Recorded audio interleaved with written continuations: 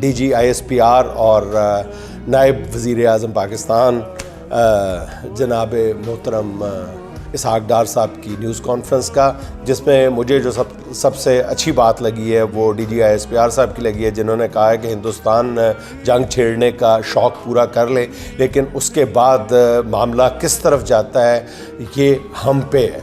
जंग छेड़ना हिंदुस्तान पे है, उसके बाद मामला किधर जाता है ये हम पे है। ये एक हौसला अफजा बात है। और इसहाक डार साहब की बात भी मुझे एक बहुत दिलचस्प लगी है। उनका कहना ये है कि हाँ, मार्को रूबियो अमेरिकी जो वज़ीर ख़ारजा हैं, उनका टेलीफोन की रिक्वेस्ट आई हुई है, टेलीफोन रिक्वेस्ट आई हुई है। अभी हम देखेंगे कि हम में से किसने कब सुननी है वो कॉल। माशाल्लाह ज़बरदस्त हौसला है जी पाकिस्तान का।